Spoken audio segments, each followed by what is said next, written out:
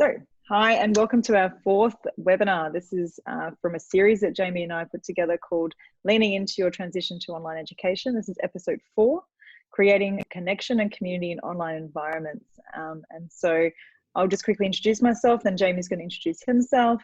My name is Bianca Raby and I am the founder of an online education business called Oppida. And we really focus on raising the bar in online learning globally, and we do it through learning design. So we're passionate educators and learning designers, and we do that in the digital space. And so teamed up with Jamie. So Jamie, would you like to introduce yourself? Sure, I'd love to. Hi, everyone. Hi, some new faces and some old faces I see, the people I know. So good to see you. And I'm the founder of Neutopia, which is an online social learning platform that puts together content and guided learning, and a bit like Spotify for knowledge is how I describe it, and really builds community. So I really believe in learning and community. That's me. Awesome. So Jamie's pretty excited about this episode because this is the one we're talking a lot about community. And so what we're going to do just to start is a couple of housekeeping things, and then we're actually going to do some introductions. So housekeeping is if we can just put ourselves on mute for the most part, unless we ask everybody to come off mute. And if you have a question, this is a really collaborative space, which is what we're trying to create. We're going to talk about that today. Please feel free to raise your hand using the Zoom function of raising the hand. Or if you don't want to interrupt us, you can throw it in the chat. So when I'm talking, Jamie will be monitoring the chat, and when he talks, I'll monitor the chat. So you can private message chat us as well if you don't want to put it into the everyone category. But it looks like we have about 11 participants today. So we're going to go around and do a quick introduction. And so in your introduction, maybe you can just tell us your name, obviously, maybe where you're located, and just something that you've been doing to keep yourself busy in these times of lockdown. Give us some sort of thing that you've been doing that keeps yourself, busy and in the calm space that we are all in at the moment in our own homes. So I'll start with you, Lucy. You're first on my screen. Did you want to introduce yourself? Thanks. I love public speaking. I'm Lucy. I work with Oppida, and I've had quite a bit to do with the setup of these, the marketing setup of the webinars. Currently, I'm and she's gone quiet just as she's telling us the thing that she does. Your beautiful Thai internet was just cut out, Luce. We didn't hear that. Yeah, we've lost the sound. We'll come back to Luce. Hey, Bianca, can I ask you to take off the screen sharing so we can see people's faces? Good idea. Thank you. That's a great idea. And the best thing to do is go to gallery view, actually, everyone. If you want to, then you can see everybody at once. Nice. Cool. All right. Brad, you're next on my list. Hi, everybody. How are you? Can you hear me okay? Yeah. Yep. So, Bianca, I'm sorry. What were you asking? Just to give an overview of who I am? Yep. Yeah, just too. So, Brad Walker, I've had a background in the zoo industry for 25 years as a curator. I've also been head teacher of animal science at Richmond College for 12 years. Left that 2 years ago, and I now run my own training company called Global Wildlife Training, and I use Jamie's Neutopia platform to deliver training all across Australia. And I also do some work for another company called National Training Masters, where I teach the training and assessment qualification. Awesome. Thank you. Thanks, Brad. So yeah, just the format, just name, where you are, and maybe just something that you are doing to keep yourself sane in these lockdown times. But thank you, Brad, for that really good intro. It's always good to know. Samad, is that how you spell it? Is that your name? Sorry. Yes, but you can call me Monty. Everyone calls me Monty. Okay, Monty. So, where am I? I'm in Kiama at the moment. And so his name and what I'm doing, right? Yeah. Pretty much. I'm looking out the window. We're very, very blessed in Kiama. So just looking out the window at the ocean and seeing a beautiful sky is a lovely way for me to keep sane during all of this. Good job. Good. Angelos. Yeah, hello. I'm in Greece at the moment. We're locked down. I taught psychology for a number of years, worked with Swinburne Online in Melbourne for about 5 years as a program director. At the moment, I'm translating my second book to English. Nice. What's keeping you busy in these times? Thanks. Erin? Did you say I'm Erin. I'm in Melbourne. I work for Monash. I am, what am I doing? Which is new for me. Sorry, say that again.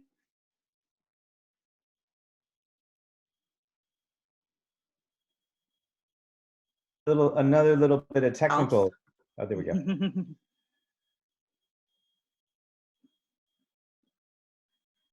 Yeah, we missed that last bit, Erin. Sorry. I don't know if anyone else heard it. Maybe just throw yours in the chat, Erin. And to Aaron, my good friend Aaron, nice to see you. Hey everyone, hope you're well. I own a F45 training studio in Perth, in WA. So that's a fitness studio. I'm a franchisee. We had to close our doors to our studio about 4 weeks ago now, so we've had to pivot to online, which we managed to do in a mad flurry. So that's definitely keeping me busy, trying to build a new business model, and then away from that, I'm working on some business ideas to, I guess, jump on board with the opportunities that are around in the online world. And I also do a bit of academic facilitation with the Serve Business School, which is in the online world as well. So yeah, excited to be here. Awesome, thanks Aaron. And Australian Wildlife Displays, what is your name? I did change it. I know you might not be able to see it. My name's Lee. Hi, Lee. And I run a mobile wildlife education business, which means that I take animals to schools and childcare centres, and obviously can no longer do that. So we've totally revamped our whole business to deliver our programs via Zoom. So I've got, I know Brad. Hi, Brad. and Cara, who works for me down in the Animals of Oz box down there. So we've jumped on through Brad pointing us this way. So thanks for having us. Awesome. Oh, look, thanks for coming. And I'm going to say your name wrong. I'm so sorry. It's a Greek name. I'm not even going to try. Sorry, you know who you are. Would you mind introducing yourself and saying it in the right way? Thank you. Hi, my name is Nikki. I have been invited to this group by Angelos. We work together a bit. I'm working in a private university in Cyprus. My field is in educational technology, and I'm the head of the distance learning committee at the university, at Frederick University. And with this situation right now, I don't have time to do anything else besides training people and setting up the educational environment and developing professional development trainings. We had one last night with Angelos in order to train the colleagues.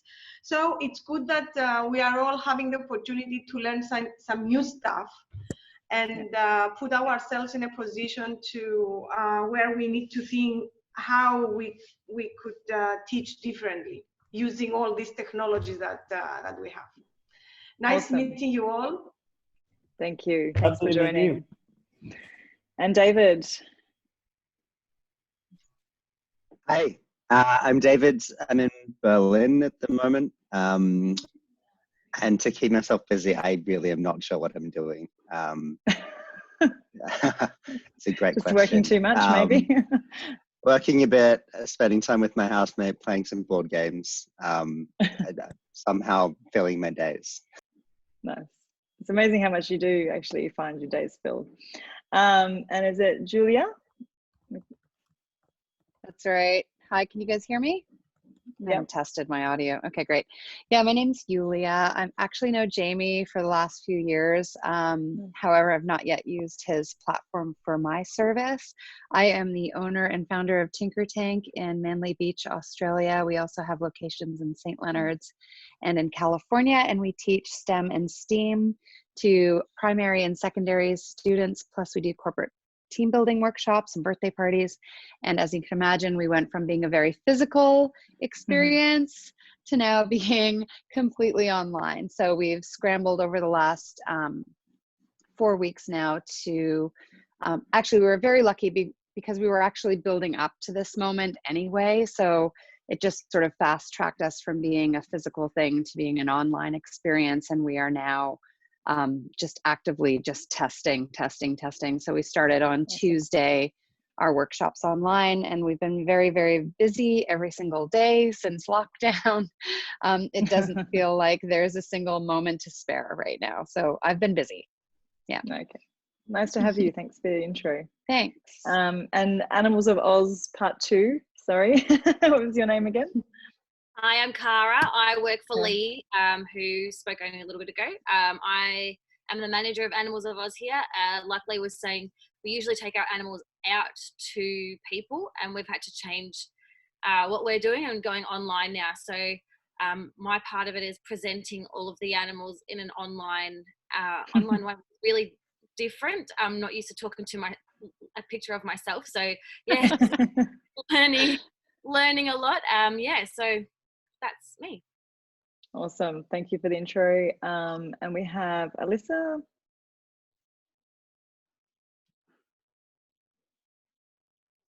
Hello. So introduction and kind of what we do. I'm sorry, I was a little late to the. That's okay. Just your name and something that you are doing to keep yourself sane right now. Okay. So previously high school science teacher. Actually been working a little bit with Bianca and Oppida doing some digital learning design, content writing. These days, let's see, catching up on Netflix, doing some reading, walking, kind of the usual stuff. Nice. Thanks, Alyssa. Thanks for joining. And we've got 2 to go, or 3 to go. Briony, is that how you say it? You've got yourself on mute, Briony. Yep. There we go. No, it's Briony. Hi. Briony, sorry. That's right. Hey, Jamie. Look, I've been working out of home for 35 years in different contexts at different times. So this is not a strange thing. And I live in the Lower Hunter on, growing veggies and things. So I have my distractions. The challenging thing is, though, interaction with, our kids have both come back, but when going out to the supermarket and other things. So staying sane is quite easy. It's then just sort of just doing the whole mindset change. And I tend to look toward the positive, wonderful things that can happen from all this. So Sure. That's where it's at right now. Thanks for joining. And Catherine. Hi, everyone. I'm here because of Jamie, so what I do, I guess, is I'm curious about bringing data and evidence to scale up social enterprises, all things like Neutopia. So that's how I met Jamie. I've done it through finance, and I now work in a technology company using AI to help create evidence base for better decision making. And I'm actually quite busy at the moment, but I have 2 kids at home, so I'm homeschooling as well. And what's keeping me sane is taking a walk around my neighbourhood right now, and feeling some curiosity by joining your webinar right now, just to sort of hear what you guys are up to. Awesome. So good to see you. So good to see you too, guys. We have, I'm not going to say that wrong. I'm so sorry. Yeah. And you're Hi, Anuraj. Yeah, sorry, I'm a last minute drop in, and a good friend of Jamie. And thank you. And basically, I'm faculty with Singularity University, and really enjoy working with startups, being in the telecommunication space, and keeping busy. Really, actually, super busy right now. With I've been trying to publish a few articles. In fact, I just published one on what a concept I call white mirror. If people have seen Black Mirror, it's a flip of that one. So nice. I'd love you to have a read of that. If you can connect on LinkedIn, I've published it on Medium and LinkedIn. Awesome. Thanks for joining us. Okay, so we are going to now. Also send it over the weekend. So yeah. Sorry. I didn't mean to cut you off. I thought we had a moment there with the sound. So what we're going to do now, thank you for the introductions. I haven't missed anyone, have I? Speak now. I don't think I did. All right, what we're going to do is go into a breakout room and answer this question, because we want to use this as a starting point for the discussion today. So sharing with your groups when you have felt the most connected to others. So that's the question. In a moment, you're going to get pushed into a room of 3 or 4 people, and you're going to have about 5 minutes to talk about this thing. So when you have felt the most connected to others, we're going to start there. Okay. Bianca, you mean online when we were breakout. in a group? Okay. Oh, no, just in general. Okay. Yeah, it could be in general, just in life. Yeah. Okay, just give me 2 seconds and I'm going to get this. Why is that not working? Here we go. Tech. I'm just going to stop sharing. Here we go. We're going to have 5 rooms. All right, 1, 2, 3, off you go.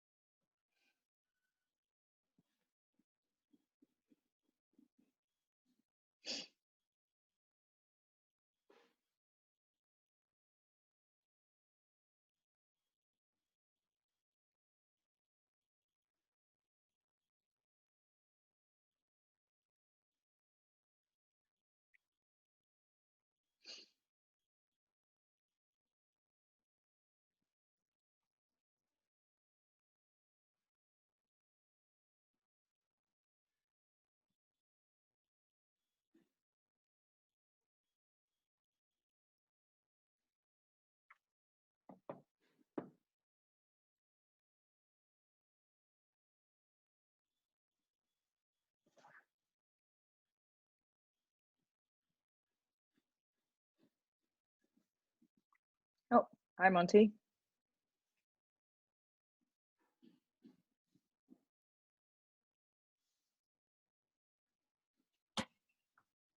Hello.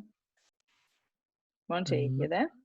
Yes. I think you somehow managed to exit yourself from the room. Yes, I know. And it's because I can't hear anything. So they said connect. So I'm going to, I'm just going to try to get some headphones. Bear with me. That's all right. I can do it this way. But can you send me back into that room? I'm wondering if I can. It just says. Hang on, I've got it. There's a thing I can join it. It's all good. Okay, you can go back in. Okay, cool. Thank you very much. No worries. See you in a bit.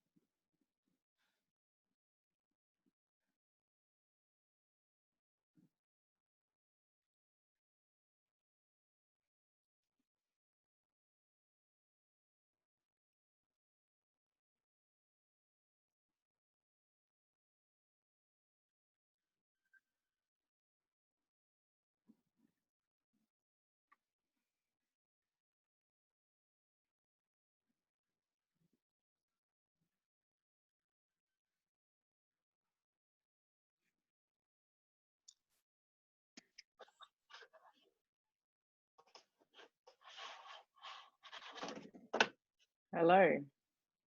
Everyone's coming back in. Hi. Just give it another 30 seconds. They'll all get booted out in a second.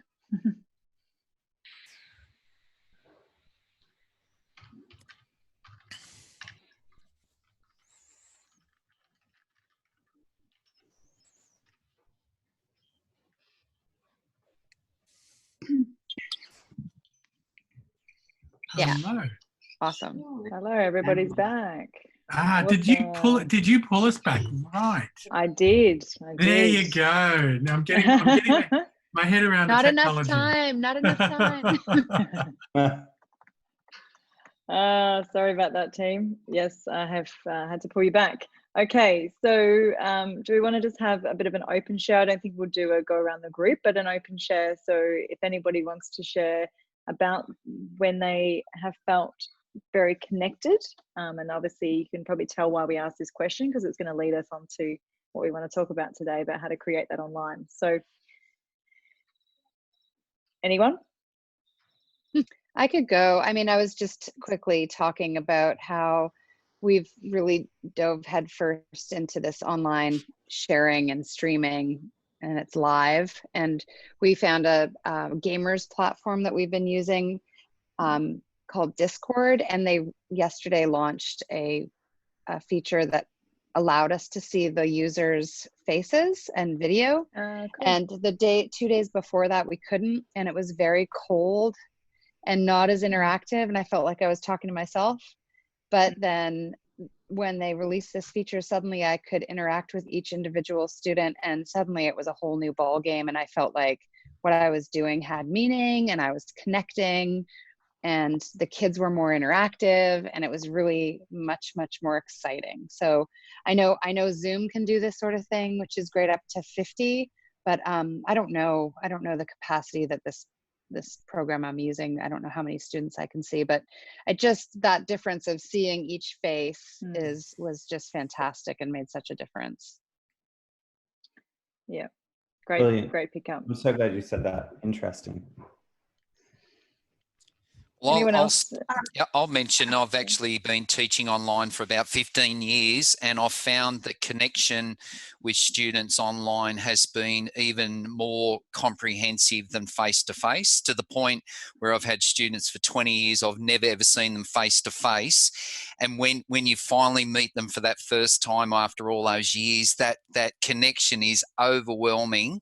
So really that online community, there's a lot of trust in you as a trainer and that connection. And what really makes you realize is if you can't come to class and another trainer steps in, the group gets quite shocked. Where's my trainer? Where's Brad? Why isn't he there today? It's that real, security and that the ability to connect with the trainer. And the last thing that I just said in my point was, I find very connected when I'm engaging with like-minded people in my industry. So Lee and Cara, who I know that are animal people and have got a science background, when you engage with those people, it's where you belong and where you can gauge how you're tracking in regards to your delivery and your resources and all those other areas. So surrounding yourself with like-minded people is a really valuable thing for me. Brilliant. Awesome. Brilliant. Good point. Thank you, Brad. If I can add safety and trust, somewhere where you're not afraid to express your opinion and you feel accepted. Yeah. That's when that sense of community is felt, yeah? Anyone else? I had an example, the community aspect, Bianca, when we had to close the doors to the studio, that morning was pretty emotional with all our members, and we have a strong sense of community in our studio. And I got up and addressed everyone, and I ended up crying in front of the members, which came out of nowhere. And then the next day we opened up our online workouts exactly like this on Zoom, where you could see everyone.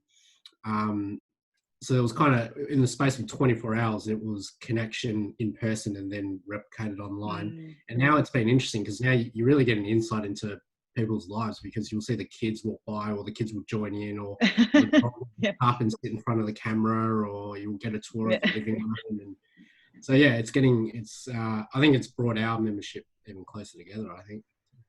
Oh, that's a lovely story. Really nice story, Aaron. I've been wondering about how fitness doing it. You know, we're not getting lost to all the apps that are out there, but keeping your community. So well done for keeping a group online with you every day. That's great. Maybe we'll take one more. Anyone? Yeah, I could just mention that openness and trust obviously was the key one we talked of. And last 2 days, I've actually been attending a conference online called Exo World. I don't know if anybody else has been on that. It's exponential organizations. And I was just so pleasantly surprised with the, types of sessions they've been having and the interactivity with the audience. It's just unbelievable. So the online tool worked out very powerful, more than even the physical one I've noticed at times. Yeah. Fantastic. Awesome. Awesome. Well, I'm going to throw to Jamie now just for a second, and I'm going to ask him as someone who's built a platform entirely around community at the center. So what does community actually mean for you, Jamie, and in this online environment? And I mean, obviously you might want to pick up on some things that people have said, which has been amazing. I've got my notes here. He was writing notes, so I saw him doing that. Yeah. That was really good. So it's interesting. And the reason that we did it this way was a few reasons, because we wanted to make it experiential. So it's not just some theory. I really learned at the start, and I'm still learning through trial and error. And when I first started doing online, I think it was pretty early on when Zoom had started, and what Julia brought up about seeing people's faces, I think it is incredibly important, because the university had a platform that it was just one-way broadcast, and it was really hard to function. And I wasn't thinking logically why, I just knew that it didn't work. And then I tried this new thing called Zoom, and it would be equally for the platform Julia's using. It's just the ability to see people's faces. And I suppose that's because we're humans, we're wired a certain way to see and read a lot of stuff through facial expressions and the emotive aspect. And I was thinking about these past few weeks, how interesting it is when I've worn a face mask, that I started to realize other people can't tell my state of being, because it just cuts off. You could tell a little bit from the eyes, but so much like smile or frowning or grimacing, you can't really tell. So I think what Julia brought up is so relevant and valuable, that being able to see people's faces to get the feedback loop is really, really important to creating a bonding, a connection, and especially around being able to read people's emotions. And I know I've said this in an earlier webinar, just being able to get a sense through empathy or reading facial expressions. Oh, thanks for that. Whether my students were tired or bored, or, and it took a while to start to read that, but even in looking at all of you right now and you guys looking at the group, we can read certain things. Sometimes Phil might look serious, so it's not getting nervous, like, oh, maybe they're bored, when people are just listening carefully and being intentional and focused. But I think the two-way feedback loop is absolutely critical in online into building a sense of community. Definitely that one that came up is like-minded. So I think when I built Neutopia, I was thinking that community would be a core aspect, because letting people come together through like-minded interests is a great way for people to group around something.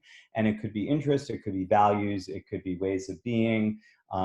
There's all sorts of ways that we can be grouped. But then, of course, we want diversity. So it's not to say that like-minded excludes diversity. I think like-minded is maybe we're all focused in going the same direction. We're all like-minded here because obviously you've shown up because you have some degree of curiosity, wanting to find out what's going to be said here in case it has value or relevance to your life, and it can provide something that is positive. The next one, I'll do that one. So trust and safety got mentioned. And what I'll share now is there was an amazing study that maybe some of you know of. I'll just put the link in here. Oh, whoops, I just lost the chat. There we go. So Google wanted to understand why their best performing teams were best performing teams, and they did a study, and it's called the Google Aristotle study. And I'll share the link. New York Times had a big piece on it in 2016, and so I'll share 2 links on it. And it was interesting because they didn't know why the best performing teams were the best performing. So they studied them and they looked at all the different possible attributes: gender, age, where someone went to school, what they studied, the grades that they got. So all the different demographic and psychographic attributes. And what they arrived at was the number one thing for great performing teams to be great performing teams was psychological safety. So I think it was Angelos that mentioned safety. So having a feeling of safety, and how they described it was that feeling that the others in the group have your back, that you could feel free to make a mistake, look foolish, be silly, try stuff, be experimental. But you really, as humans, we really need a feeling of safety, especially if you want to be innovative.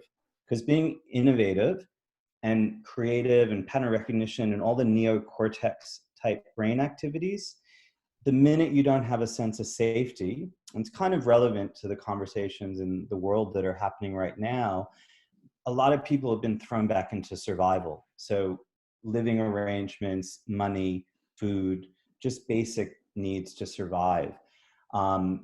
Once we're there, it's very hard to stay in a forward-thinking, entrepreneurial, innovative, creative mindset, because everything goes to the amygdala part of the brain.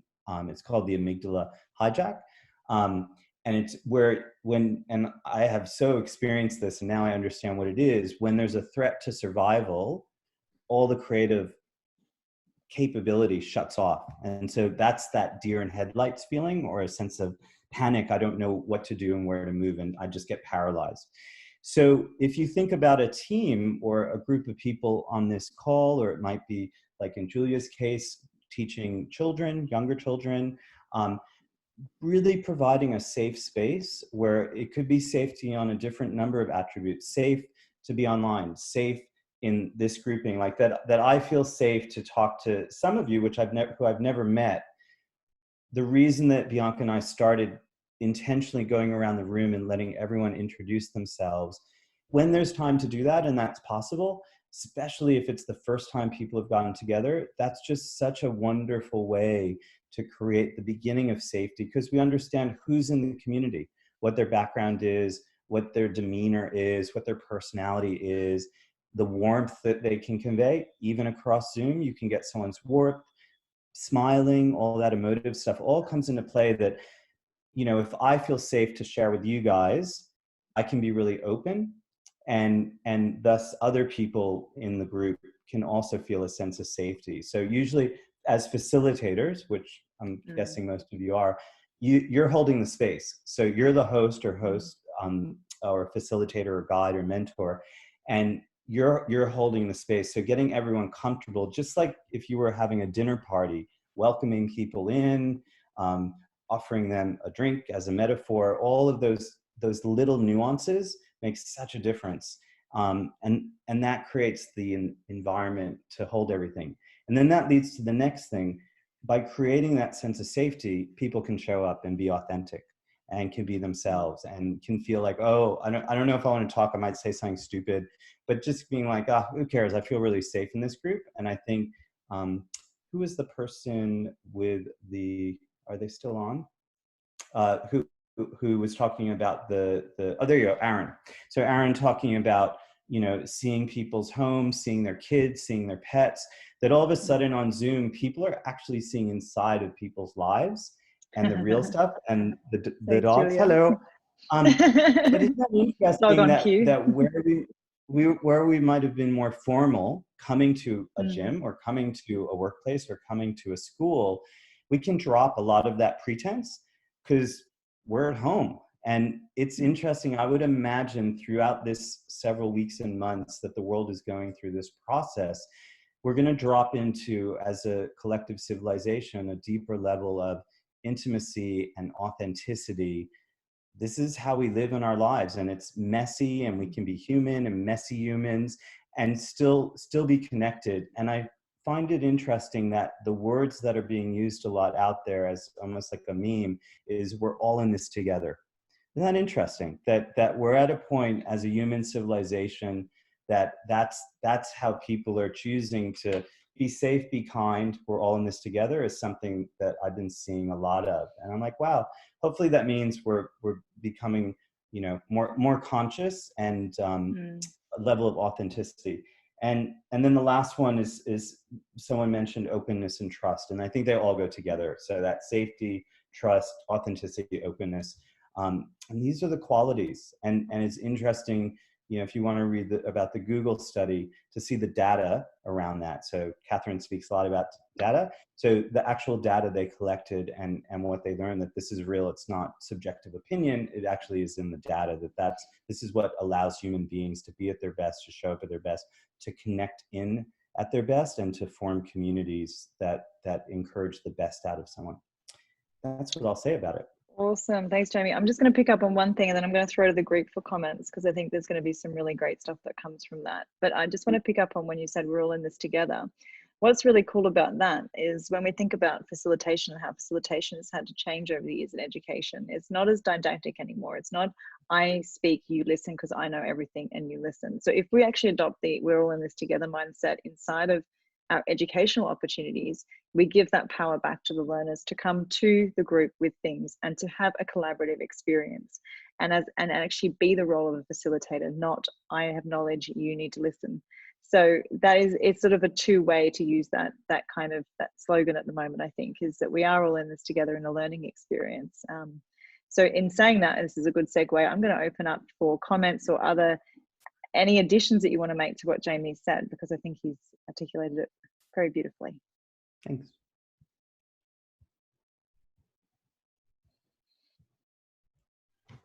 Feel free to jump on in. Yeah, I was going to say, oh, sorry, go for it, Julia. Yeah, no. It's always that beautiful pause. Go. Julia, then Monty.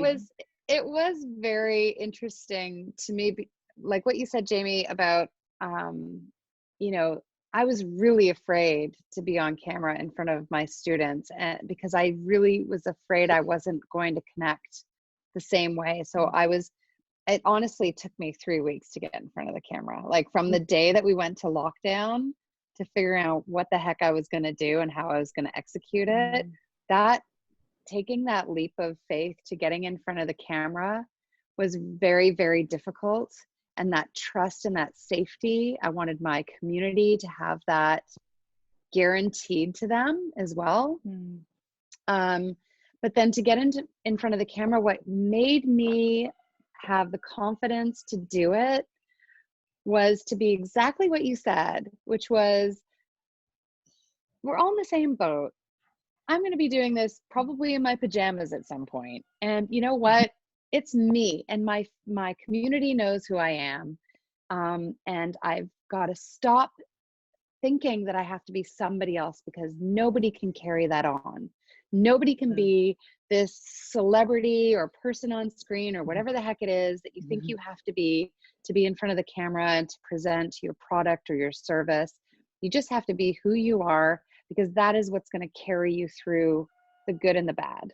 And once I had that in my head, it's just been cake. It's been easy. It's been delicious. You know, it's been fine. And I think that a lot of people are afraid that they have to be something they're not. And the truth is, you just have to be you, you know, and that's all I have to say about it. Beautifully put. You look gorgeous. Ah, thanks. I was on camera today, so I'm wearing makeup. Normally, no. I loved it. Yeah, I was going to say something quite similar, just in terms of a lot of the work that I do is about working with people to create those spaces of intimacy and authenticity in order to generate that level of connection. And the majority of stuff I do when in that embodied space is spend a lot of time facilitating the interaction so that they feel safe enough to take off their masks and be themselves.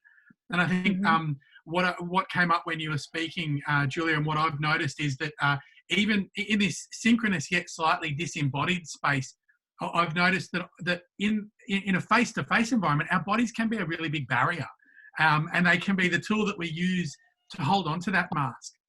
But because we are, you know, in our comforts, and I'm sitting I'm not in my pajamas. Today I'm wearing pants. So, but I'm in my office. I'm comfortable. I'm in my safety space. But also because of the fact that this is a shared experience, a shared challenge, you know, and we're all trying to make sense of it together. It's almost like, you know, I don't have to spend as much time on the icebreakers, the connectors, or the tricks that I use to try and get people to take off their masks. You know, we can dispense with the small talk and just get down to business, which is, how are you? How am I? What's going on? What matters? What am I struggling with? Because that's at the forefront of our minds. Amazing. Really well put. Thank you, Monty. Anyone else want to jump in and add anything to that? Thought I saw David reach for the unmute. David, no? Maybe not. If David's not, I might jump in. It's Briony here. Go for it, Briony. Sorry. No, it's okay. I guess the question it's really interesting is, we're sort of achieving through an online experience what you might want with ordinary conversation anyway. Ironically, you think face-to-face you can share so much, and you can, but as it is interesting that the online experience is unmasking. And I think, as Monty had just said, it's requiring people to listen more carefully. It's requiring you to get in front of a camera when you normally wouldn't. You know, that's the same thing that I've heard when people get up to speak publicly for the first time. You know, I'm so scared I can't get in front of a room. And it's so interesting to have all these qualities sort of brought to the fore through this context. And I think that using Jamie's "we're on this together," what drives me, and I'm involved with so many Zoom meetings. I've done some online things probably quite a bit over the year, but nothing like what it is today, of course. And even looking, you know, with one group, getting poetry slams online, you know, that used to be face-to-face, and getting the audience, you know, how you manage all that. But we're all in this together. The driving motivation that's gotten us here, not motivation, causation, has been this virus, COVID-19. The interesting question is how we change our behavior, I think, at least to me, so much so that when we're not online at some stage, our behavior has changed, and we've retained this capacity to be intimate and not put the masks back on, and using online more often to get down to, whether it's in pajamas or not, to that intimacy of conversation that allows the heart-sharing place, which we've lost so much. And maybe that's we're all in this together is the uniting theme. With the diversity of the perspectives is what makes an extraordinary, you know, bouquet of flowers, you know. And so I'm hoping that as even your, you know, the group could be people from all over the world if they were up at the right time zone, connecting that, or from all different backgrounds throughout wherever we are, can allow that place to stay and be carried forward. Really beautifully put. Thank you. So nice. As you were speaking, I was just reflecting that actually in this particular call today, we've had two people be quite vulnerable in the sense that they've told us one of their vulnerabilities. Aaron, you know, confessed that he cried in front of his group, and then we had Julia say she was scared of coming online, and it took her 3 weeks. So that's just a beautiful example of, you know, this group being able to feel quite safe, and those two people being able to share that, which is fantastic. If I can add disclosure, opening up and telling a couple of your fears and anxieties helps people connect, and they open up as well. And one more thing I'd like to add, there's a study that shows that social support, if people feel that they're supported and they're trusted and freedom to talk and someone to count on, then that's 16 times more impactful than increasing income in poorest nations to increase satisfaction with life and satisfaction with a course. So what I'm trying to say here is that one of the most important things in online teaching is to do those icebreakers, say a few things about yourself, maybe a picture with your cat, share a few of your limitations or problems that you have, and then they open up and perhaps share the microphone and the camera with them and let them run a 15-minute Zoom session, taking turns or something. So that would help, I think. Lovely. Great ideas. Thank you. Awesome.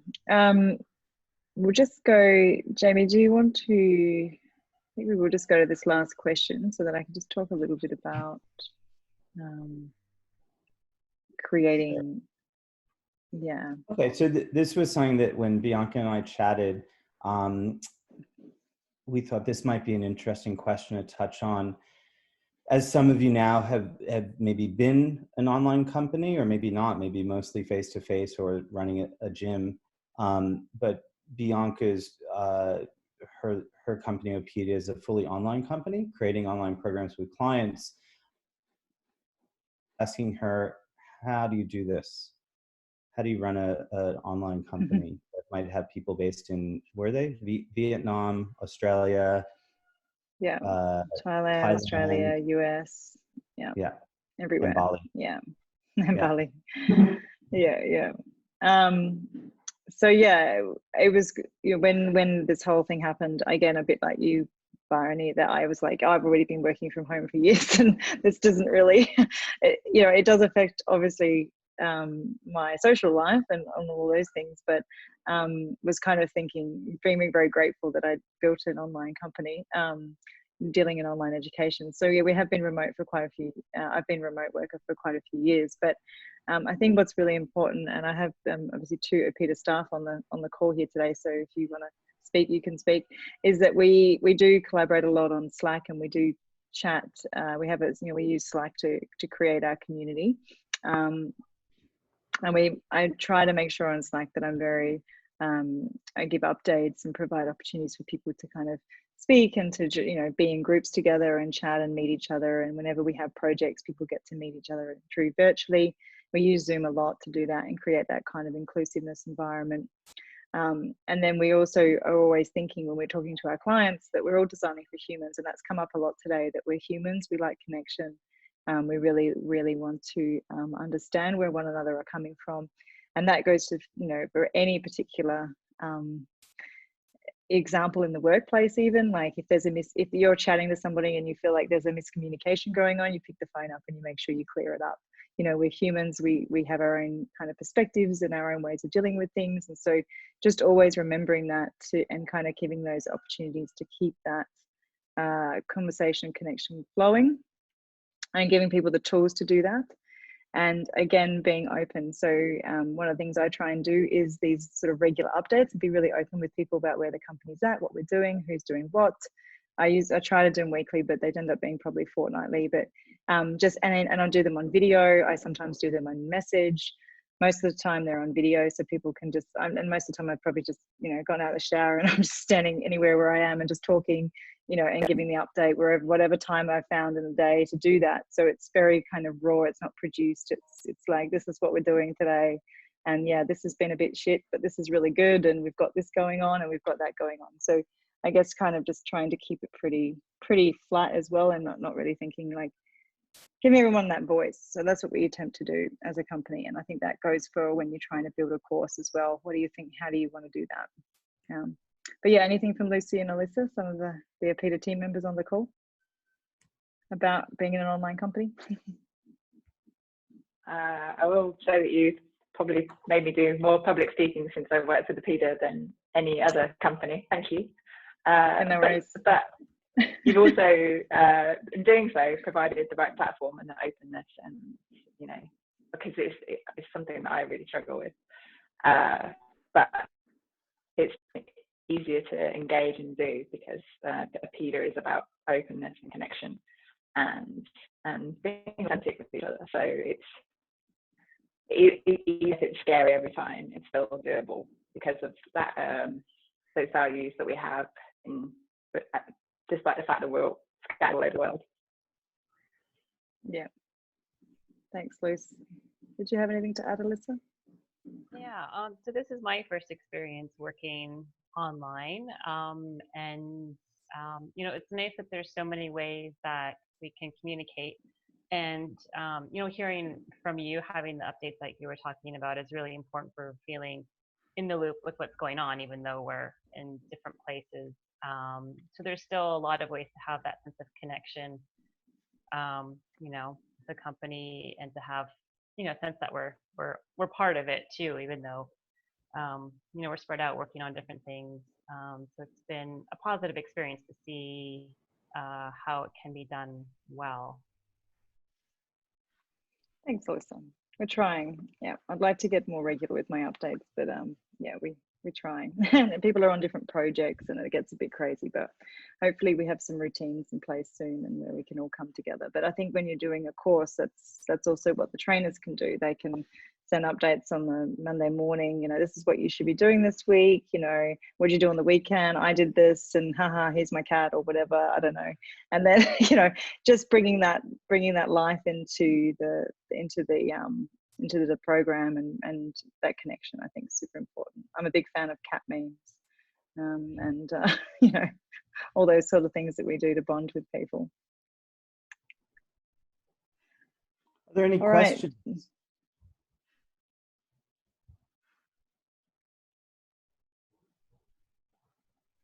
Anyone? Yeah. Or comments? I have a question, but it's an apologetic one. I have been trying to get to the Zooms.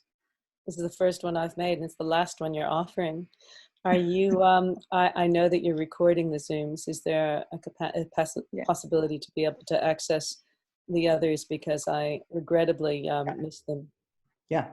Absolutely. Yeah, so they actually went up on YouTube this morning. We just haven't got them SEO'd yet, but we will, and then we'll publish them in the next couple of days. And so after this one, we're going to send out an email with links to all the 3 that we recorded. We didn't record we recorded the first one, but we didn't ask permissions from people to use it, so we can't really put it up. So we're going to just put 2, 3, and 4 up. Okay. And we've been having a little chat about possibly doing some more. So yeah. This is Erin. Can you hear me? Yeah. Yeah, hi Erin. So I just wanted to make a follow-up comment to what Angelos mentioned in his comment, which is around, I guess, giving students expectations about how their behavior is going to be received in a teaching environment. So, for example, last semester I used a lot of discussion forums, and I used it as an opportunity to provide teaching to the students on a topic, but also to get them to engage with each other. And they didn't like it so much. I got a lot of resistance. And I always take data on the students' perceptions of my own teaching, and then I use that data to make changes to how I teach.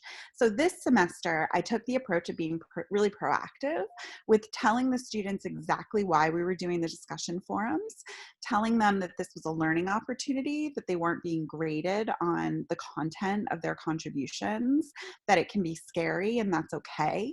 But putting their behavior out there is what allows us to help shape their behavior and give them the new learnings that they're going to need to be successful in this unit. And I just did a mid-semester feedback survey with the students, and so far, no complaints about the discussion forum. Okay. Good one, Erin. So yeah, setting expectations. I love it. Any other comments, questions, contributions, thoughts, musings? Just seen a question from Julia in the chat. Do you think the students are changing with the situation? Wait, oh. You're answering that. I don't know. I think we're all changing. I don't know. Is anyone got a specific example of the students coming a bit more on board? I think it's just become a mandatory part of life now instead of an optional thing, which has changed it for everybody. But yeah, I found my students have been really receptive to the changes because I've been so proactive with communicating with them about what's changing, and also letting them know, again, being really upfront with letting them know that this may be really hard, this may be really unexpected, they may be struggling, and that's okay. And that if they need help, or if they need extensions, or they need support, to reach out to me, this person, this person, this person, and the whole university wants to support them right now to be successful. And that messaging seems to have gone a long way towards them being really on board with the changes and feeling, again, connected to their whole community of teachers and classmates right now. Just mirroring that, my mum's a secondary teacher and she's in her late 50s, not used to technology at all. So like what you're saying, being open with the students. My mum sends us text messages, group messages. Oh, I said to the kids, I couldn't figure out how to do this, and they're all helping each other. So my mum being open, saying, I don't know how do I screenshot on a Mac? And all the kids are helping her. They're sending each other messages. So definitely being open and like vulnerable, like everyone's saying, is definitely helping my mum, helping the kids. The kids they're in it together. They're all working through this situation that we have together. So yeah, just like you're saying, if you're being open and saying, oh, I'm not sure how to do this, kids, can you help me out? It's making them feel included, and they're not the only ones who have no idea what they're doing. Really good point. That's there's something very empowering about that, and also it's sort of, you almost think like, so the meta purpose of all this, and I was really keen, is it Aaron who has the exercise classes, and I have friends who do yoga classes online, is that, it's almost like the meta issue is how is everybody, and whatever it is that we're doing fits into, is a subset of that.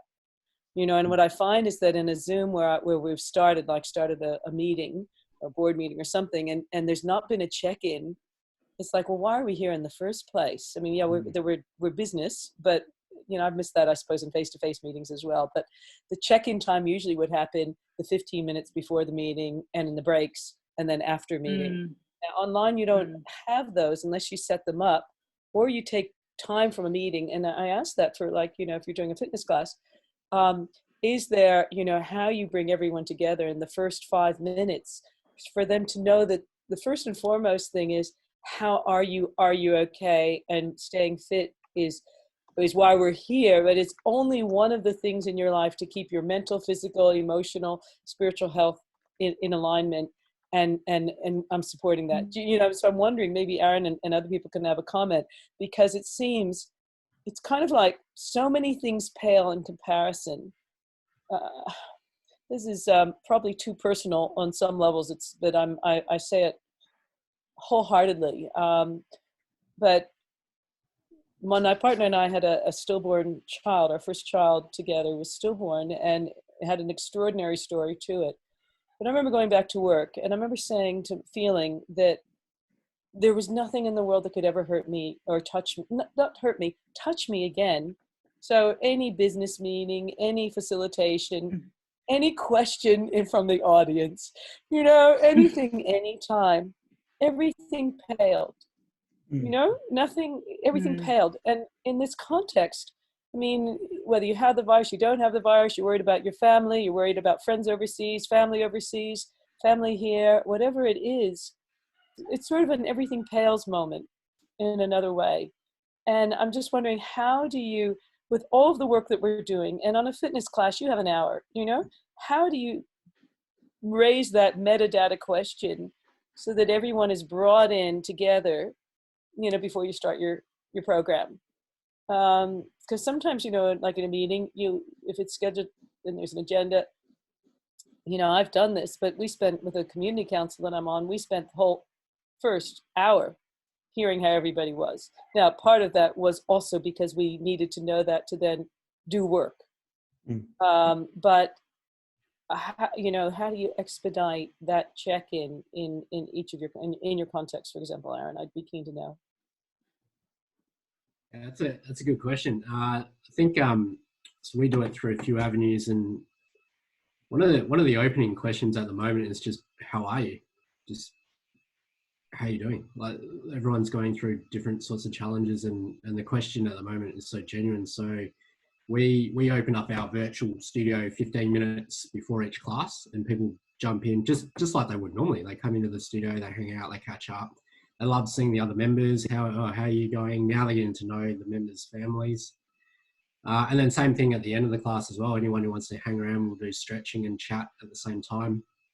And then through other channels as well, a lot of members will message directly one-on-one during the week just to keep up to date with how things are going. I do a lot of phone calls one-on-one just to hear how people are going. Like I had a phone call today with one member who, she's a school teacher. Her husband works, he's an engineer with Virgin. And she said there's a very high chance that Virgin Australia just will go under. So, you know, they're going through a lot of stress there. And we've also really dialed up all our community activities that go outside of the fitness class. So last Wednesday, we started our, we call it Members Corner. So every Wednesday, a member will share some area of expertise. It doesn't have to be fitness related at all. So the opening topic was homeschooling tips. And that was from two of our members who are school teachers. And they were sharing their tips with the other members who are having to go through this at the moment. This week we ran goal setting. Next week we'll run home ergonomics for everyone who's suddenly making, you know, the office on the kitchen table. And again, that's two members. One's an OT, one's a physio. They just want to give back and share what knowledge. And then we'll mix it up with fun things like, I think some of the younger members want to run like TikTok tutorials, and so that'll be new for me. So yeah, I think offering multiple ways that people can engage, because everyone's going to engage in different ways, everyone engages in different ways at different times as well. So, but yeah, it all comes back to that original genuine question of how are you and how are you doing? So, for us anyway. And in Australia, that's generally a rhetorical one, but it sounds like now it's genuine. Yeah. Yeah. So it's generally a rhetorical question. How are you going? But now we're like, how are you? Yeah, it's a bit more slower now and a bit more in depth. I've even had my own bank ask me the same question. So well, it's getting serious now that the bank is asking me how am I. The bank's asking. Yeah. Well, what a wonderful conversation. I feel like I don't want to stop it, but I'm conscious of everybody's time and our promise to stay on time. But this is the last one, and I think we've gone out on a bang, Jamie. Really big thanks for Lucy on our team, on the Oppida team, for making this all those newsletters. Big clap, because she's done all the marketing. Jamie and I said, we want to do this. And Lucy said, oh, okay, we're going to do this to get that happening. So thank you so much, Luce. And yeah, huge thank you to you, Jamie. It's been so fun working with you. We've got another project together, but this was sort of our little fun project that didn't have any, parameters to it. So this is a good one. And appreciate everybody's time today. Awesome to see you all, everyone's face. Thank you. And everyone take care of yourself in the way that you need to, and be kind to yourself and everyone around you. Good to see everyone. See you later. Thank you. Bye. Thank you. Bye. Thank you all.